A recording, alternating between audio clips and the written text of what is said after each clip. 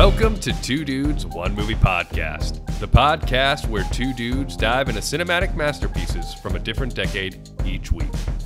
Right now, we're in between seasons, and so instead of our regular scheduled programming, we're here with something new. It's time for some debates. And our debate today is going to be a good one. Is Oppenheimer Nolan's best film? Rick, you and I both feel passionate about our sides on this film. This is probably the most notes I've ever written for a debate in my entire life. So I'm excited to get into it. Do you usually write notes? When was your last debate? Do you usually write notes for debates? I did one debate in college for a ethics class. Ooh, Park, you're seasoned. You're a veteran. I'm ready, Rick. I'm ready to go. I've never had a formal debate, but this is as kind of anyone. Yeah. Oh, sorry. I was going to say, Park, as anyone with a Reddit account, you always have a little bit of your debate side, you know? Rick, rule number one of debates, never apologize for talking over somebody. That is true. We saw that in almost every single presidential election. It's true. It's true. That's how you get elected to become president, Rick. And I think if this is successful, Park, we have to do that presidential debate. I think it was like Mitt Romney and Obama, where they were in like a circle and they were like walking around in a circle around each other. Yeah. So if you guys like this, when Park and I are IRL together, we'll make it happen. We're going to circle each other, baby. We're just gonna circle. All right. Before we jump into it, why don't we explain the ground rules? So here it is. This is how it's going to work. Both sides will get a chance to share their thoughts and opinions without interruption. We're going to try and keep it short, 3 to 5 minutes max. Rick, I'm looking at you. I know you can go on and on. I'm just kidding. I ramble more than you do. But You're reading that clock, Park. we're gonna keep it short for everybody. And then after that, we're going to have a short rebuttal session. And that is the time where we can talk over each other all we want. Anything is fair game during that time, Rick. After that, it's up to you. You, the listener. You decide who wins the debate. So make sure to share, like, and comment who you felt like won today's debate. It's giving them so much power, Park. It really is, but that's what we're here. That's what we're all about at the Two Dudes, One Movie Podcast. We're here to empower our audience. But listen, you really need to do that. You really need to comment and share it because it's the only way for us to feel any emotional satisfaction after this. So we're really counting on all of our listeners out there to make their decision known. And it's who won the debate. It's not your personal preference on the movie. I feel like should be the... Well, if you want to include that after You can include that, yeah. But first and foremost, you have to say, I won the debate. And then I'll just think they're a liar. All right. Rick, we decided for this first debate, I am going to go first on this. So you ready? I'm ready, Park. All right. Is Oppenheimer Nolan's best film? Rick, I got to start off by saying there is a difference between preference and prestige, pun intended. Listen, there's no debate. If Oppenheimer isn't your cup of tea, it's not your favorite movie. But Rick, just because something's not your personal favorite movie does not mean it's not objectively Nolan's best film. Oppenheimer is the culmination of all of Christopher Nolan's work in movies, from Interstellar to Dunkirk, Memento, even Following. Once again, he perfectly incorporates nonlinear storytelling into his film. You see clear inspirations from Memento in the way he utilizes color to keep us in reference with which timeline we are in a way that probably results in the most satisfying, emotionally resonating conclusion to one of his films ever. Also, Rick, I don't know if you've heard of this little rumor, but this film was shot entirely practical.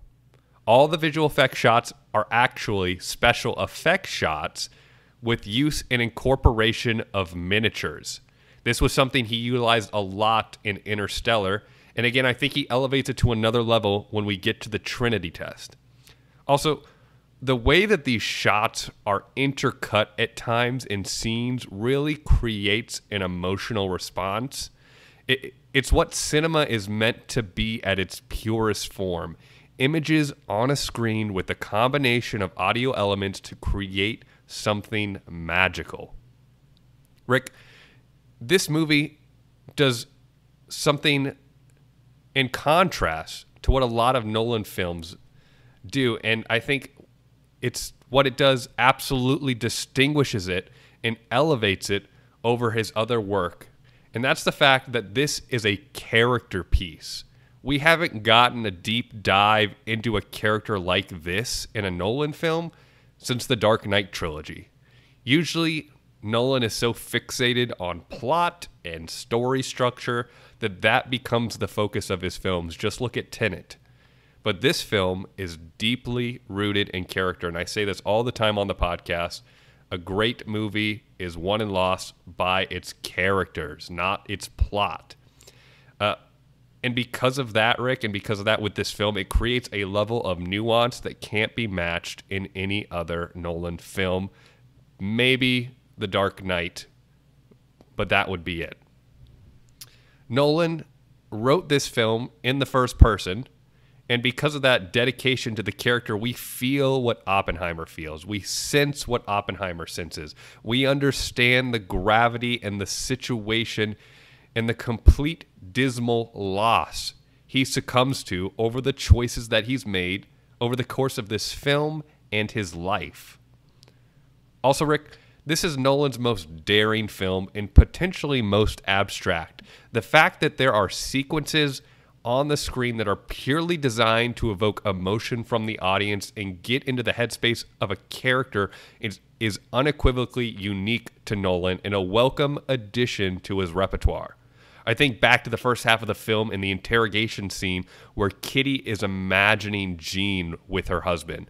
What a powerful way to know everything you need to know about a relationship and a dynamic in that film. Speaking of relationships and characters, this film is star-studded. It's probably Nolan's largest cast and filled with some of the best performances ever in a Christopher Nolan film.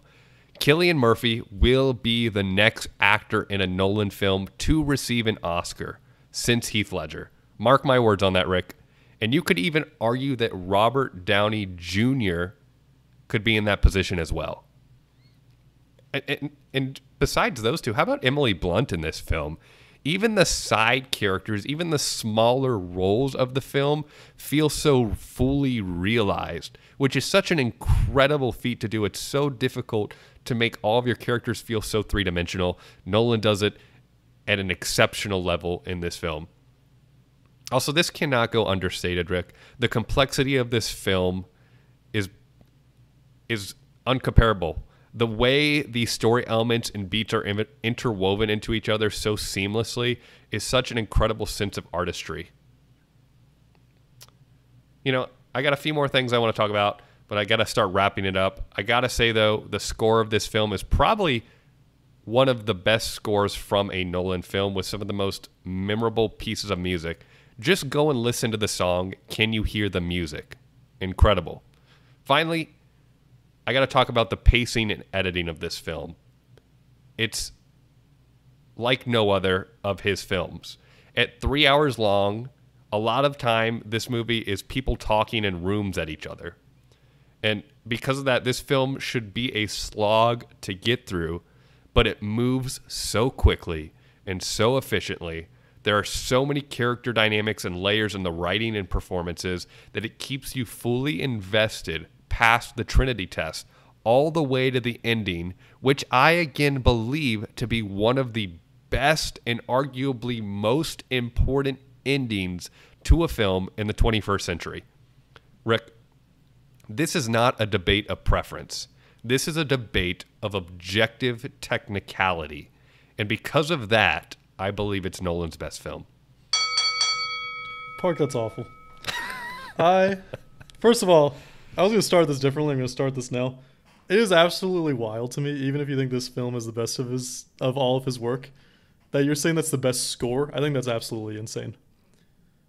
Not even personal. the Inception score is by far the best score Nolan has ever had. You mean the wah?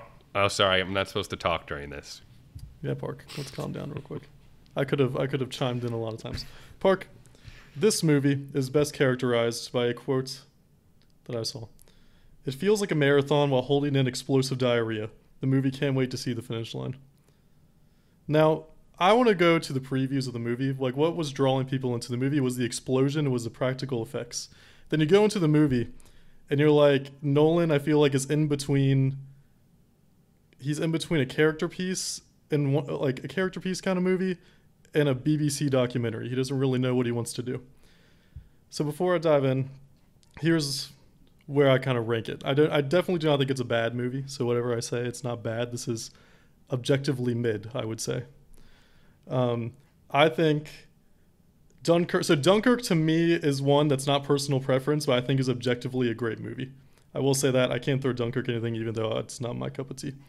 I also have in the top 5 Dunkirk, The Prestige, Dark Knight, Interstellar, Inception. I think Dark Knight's completely carried by one actor, but I have to put it there because it's one of the greatest acting performances I think we've ever seen in Dark Knight. I have just missing the top 5 Oppenheimer. I said possibly a top 5 if you watch it for the very first time unspoiled as Memento. And then I have top 5 Vision, bottom 5 Execution as Tenet, and I didn't decide to rank the others. My apologies. So, this movie was 3 hours long. That's correct, Park? The runtime? 3 hours long. Yep, it might have been a minute or two over 3 hours. I think this movie felt so cramped. Somehow. The dialogue felt cramped. Everything about it felt cramped. And it seemed like they didn't really know. I guess they kind of knew where it was going. I don't think having an interwoven story, to me, signifies that you're doing something great. I just watched the season 1 ending of One Tree Hill. And there's interwoven storylines in the season ending of One Tree Hill. And it flows. It does okay. It does its job. While they're playing a basketball game in present day, it's picking out little parts of the futures and the past. And I was like, oh, that's a kind of a good ending to One Tree Hill. Doesn't mean it's great, right? Just because you do a multiverse movie doesn't mean it's amazing. So, I also think that Nolan is by far, he's probably the best technical director. I think he's an amazing technical director. I think he's everything Michael Bay wants to be, that Michael Bay is not. I think Nolan, that being said, I don't think Nolan is great at writing scripts by any means. Again, I think it felt rushed and cramped throughout the movie. I think the dialogue was mid, to be honest. I think this was a great drinking game to play called Guess the C-List Actor. I think Nolan always has really weird things with casting in his movies. The Dark Knight used real cops. That was kind of odd to me. Florence Pugh's character was kind of odd to me. Having Josh Peck with his little smirk from Drake and Josh was a little odd to me. Very proud of Josh Peck for getting the role. I guess that's a huge achievement. And he's very proud of it, as he said in a podcast. Dialogue heavy, but dialogue is mid. I wrote that down again, Park. I also said I have a lot of hit points. You're obviously the better debater here. I'm just trying to weave my way in and out. This movie feels like it was made in 57 days, which is not a great thing in my opinion. And I personally believe, Park, if you had unknown actors, even if you had Cillian Murphy and unknown actors by his side, it would have flopped. That's because I don't think the script is that great at all. I think you have an incredible actor in Cillian Murphy. I'm currently watching Peaky Blinders. He's absolutely insane in Peaky Blinders, just as he is in this movie. I agree that he probably has a great chance of winning an Oscar. I personally think because the Oscar is very, I guess not objective. I'll just say it. The Oscar is not objective by any means to who's the best winner. I would say RDJ has more of a chance than him. Not because RDJ was better or worse, but because they're going to give RDJ the Brendan Fraser Oscar Award, I would say. Of that. It's a great role, right? Brendan Fraser was awesome, but I don't think that RDJ is going to have the best role, supporting actor role of the year. And I also want to say is I think when people come out of this movie, this is my last point, then we'll get into our little debate section. When people come out of this movie, their first thought, generally, whether you like it or not, I feel like has to do with how much, I guess, you like the movie in a way. It's nothing to do with the movie itself. I feel like when people saw, I'm just going to compare Barbie because they were on the same day. I guess I have my opinions. Everyone has their opinions and things about Barbie. I feel like every conversation I had the week after Barbie was about all these interwoven topics into Barbie, whether it was like feminism or whether it was all these different things, not just the thing itself. All the conversations I've had about Oppenheimer, whether it was, I guess, me bringing it up or not bringing it up, because I, again, have always said this conversation, I always said this movie was mid. It always has to do with if this movie is mid or not. It never has to do with the deeper things. I think that a lot of better emotion. You said this was a lot of emotion was conveyed in this movie. I heavily disagree. I think emotion could have been a lot better. I think we could have seen a lot of other things with that era. I think you could have saw a lot of different emotions around like existentialism and other things that could have been explored here. I also think as a biopic, it's not great because a lot of things were left out that could have easily been in here.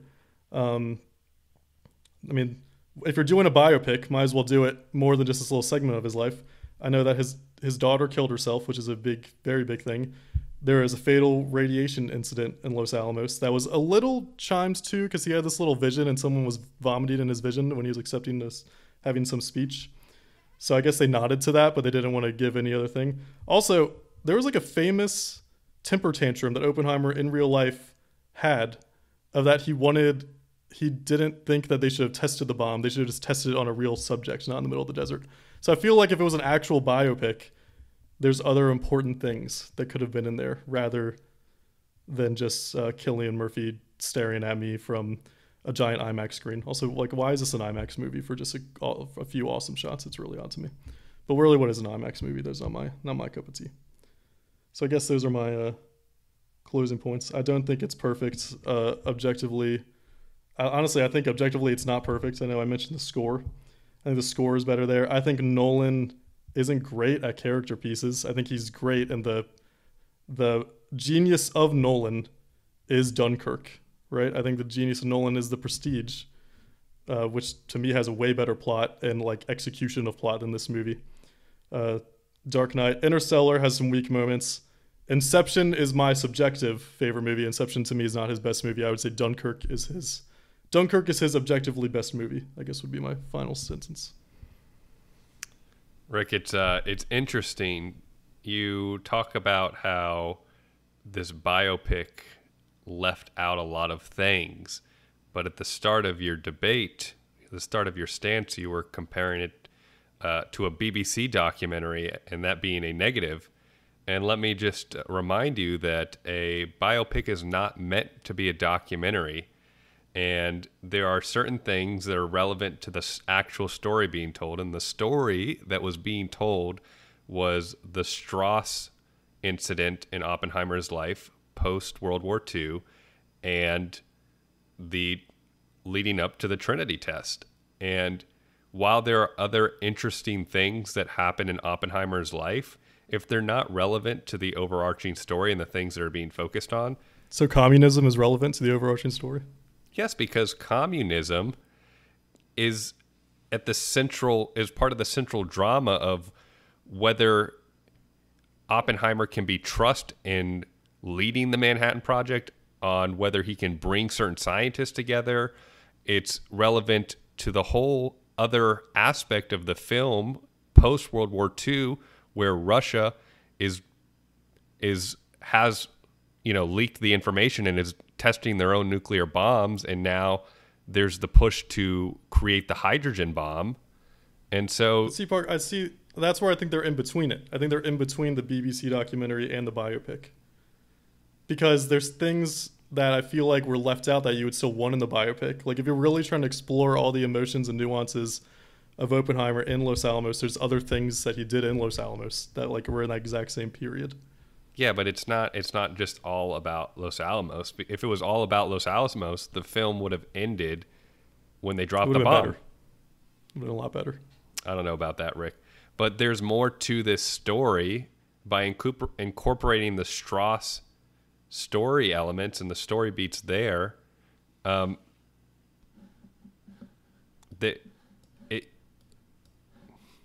don't even know.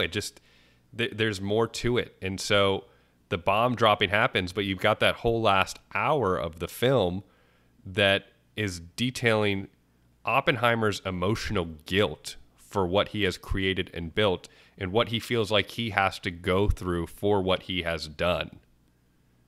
And then to end it all off, we get exactly the dread and feeling and fear that Oppenheimer has for what he believes the future of humanity to be. And it's an inevitable destruction. And I would agree. A lot of people that don't like how long the movie was want to cut out the final part. I like the final part. I liked everything from the bomb drop to the end. I think that's probably my highlight of the movie. Even though I haven't actually done a lot of research into it, I heard some things in the setup of the court scenes and things were pretty fabricated, which I thought was interesting. Someone can do that research. I don't know if it's actually true or not. Again, though, it's a biopic meant for entertainment, not meant to be a documentary. If you want absolute truth, go to the history books. Go watch your BBC documentary, Rick. Well, Parker, if you wanted entertainment, this should have been 30 minutes less because there's a lot of other things that you could have cut out. Rick, I don't know what you're talking about. Honestly, I was thoroughly entertained from start to finish, and I saw this movie 3 times in theaters. I know. I think that's absolutely insane. I don't know what to tell you. But, okay, so again, I'm not trying to argue this movie is bad by any means. Oh, I know. I just don't think this movie is perfect. Well, Rick, you got to also think about this movie, again, is the culmination of everything that Nolan has done up to this point. Everything that we've seen in other Nolan films, he builds upon. Interstellar with the miniatures and the special effects. Memento and Tenet with the nonlinear storytelling. Comparing Tenet to anything is not a great point. Tenet was a convoluted mess. Just as this one, to me, was not a convoluted mess, I will say. Like, I understood what was going on. I just think that it's weird for me to say just because someone is doing an interwoven story that includes a lot of lazy dialogue is this incredible thing. I don't think it's lazy dialogue at all. The more you go back and watch this film, the more you're going to realize that every little piece of dialogue has some sort of meaning. Lazy dialogue is when an actor is speaking, a character is speaking, and there's really no point or necessity to the words that are being said because it's not delving into new information or it's not moving the story forward. But in any and every situation, whenever a character is speaking, the story is moving forward or information is being conveyed to the audience so that they can understand what is happening on the screen. Also, let's talk about how he takes such heavy and dense information on physics and theoretical stuff and makes it so easy and accessible for people to follow along with as well. That's not an easy feat to do. That's 6th grade science, though, right? I don't know about that, but I mean, you could go back. You understood everything in that movie, Park? You understand it to the extent of what you need to understand it. I mean, you can go back and look at Interstellar, and there's a lot of dense stuff there, and it's a lot more difficult to follow along to some of the science that's going on at times. And even to the point in the 3rd act and the climax where things get a little too crazy, or even Tenet, where that film is super convoluted and how people can follow along to it. After I saw Tenet, I had to come home and watch YouTube videos to try and understand everything that was going on in the 3rd act of that film. And so the fact that in a 3-hour movie with so much information, so much content to get through, to completely understand everything so easily is an incredible achievement. But again, it's like, if you knew, like, to me, everything I knew about Oppenheimer before I watched the movie is the same exact things I knew about him after I watched the movie. So I feel like there needs to be something else that I should get out. Whereas, like, for me, I'll even go with his other movies. It's hard to compare his movies because obviously this one is very different. I think if you read what like the original preview of Inception and like reading like what Inception is, it sounds absolutely crazy. But then when you watch the movie, it's like everything is interwoven really well and it works and it's absolutely incredible. So I think for me, and I guess this, I don't even know if this is objective or subjective, but I think it's absolutely crazy to say, like, if I asked anyone, like, would you rather more movies to be made like Oppenheimer or more movies made like Inception? I do think I would even go more movies made like Tenet. I'd rather see way more movies made with that goal of Tenet. I love that the vision. There's so much vision there. I don't think there was a lot of vision here, because there's just, we know the simple story of Oppenheimer, and he built on it a little bit. I think he did ignore a lot of side characters. Well, again, you got to prioritize things, and it's already a 3-hour film. So what are you going to prioritize, and how can you make the tightest film possible? But also, Rick, I have to ask you the question: what do you think? What is this film about? What is it about to you? Well, you've already answered. It's about Oppenheimer. Yeah, but beyond that, what's the meaning? What's the message behind it? See, to me, I didn't feel a lot of message. I felt like what it was trying to say at the end, there is almost this sense of guilt. I think there's a lot of sense of one, like, you can tell this movie is built for Americans rather a global audience. I think there's a lot of little lines of dialogue in there. So I think this is the message. How I saw it was a message to Americans: you shouldn't have dropped the bomb. I guess, I don't know. I think because you would feel guilty. I think it's a message of caution, a message to understand that we can destroy each other, and in a world now where nuclear bomb threats are thrown around willy-nilly, this is more of a poignant message than ever before. And why the message of this film, in my opinion, is one of the most important messages and endings of a film in the history of cinema.